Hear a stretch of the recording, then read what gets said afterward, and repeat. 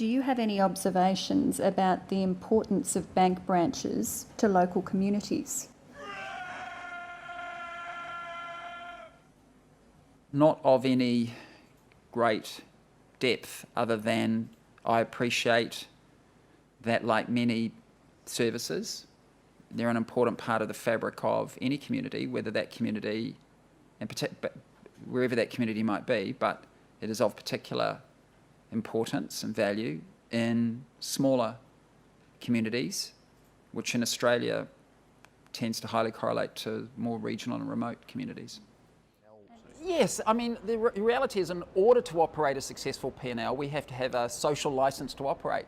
The community has to allow us to operate, and so yes, if we misbehave, if we're not thoughtful about the impact we have on the community, that authority will kind of diminish. And so it's absolutely an important ingredient in terms of our operations, and we have to give it an immense amount of thought, and we do. And how many branches has ANZ closed in the last decade? From my count, it's around 110. And how many of them have been closed this year? In the last year, it would be probably around 50. Sorry, I mean this calendar year. Is that around 50 this calendar year? It would be, in this calendar year, probably less, probably 35. And what about last year? How many branches did you close last year? Again, I couldn't be exact. The calendar year would be about the same. It would be somewhere between 30 and 50. Why so many branches this year, Mr. Elliot? Well, consumer behaviour is changing very quickly. And not that it's changed just this year, but over the last few years, we're seeing a number of fundamental changes.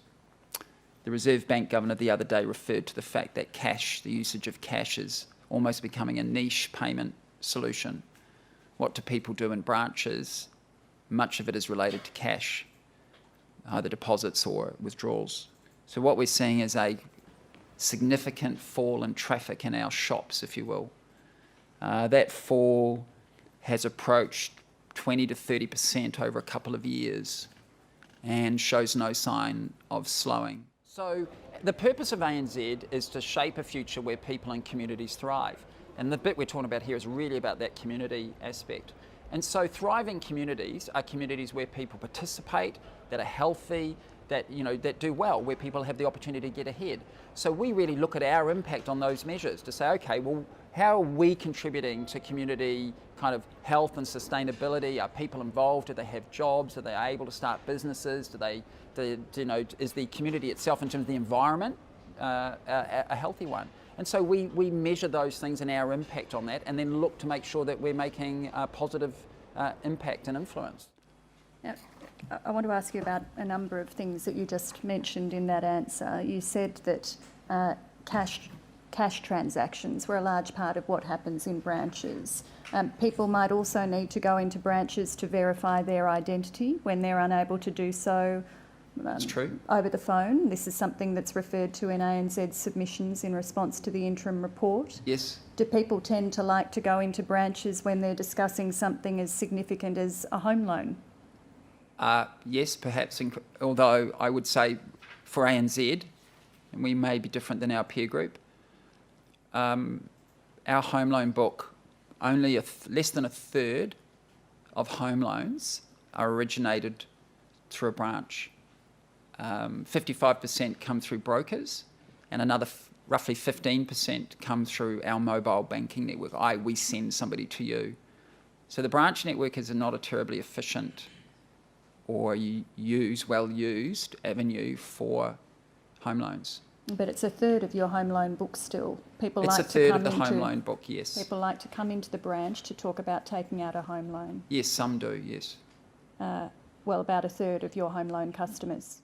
Our own actions are responsible in terms of our impact on society, and so why those two things are incredibly relevant for a bank.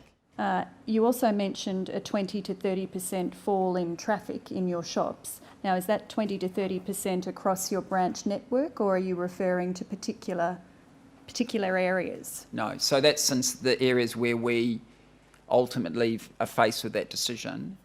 I can't recall the total traffic numbers. We have two types of customers who come into a branch. We have our consumer retail customers, and then we have small business. A thriving community is one where people are involved and feel they have opportunity. And from an economic perspective, that means just kind of understanding finances and how they work and budgeting and how money works, etc. So we have a role in providing a bit of an education in collaboration with others so that people can feel that they have enough skill to participate. So it's a very relevant thing for us to do. I'm really proud of the work we do with financial literacy. Small business usage remains reasonably solid, so it's not shrinking.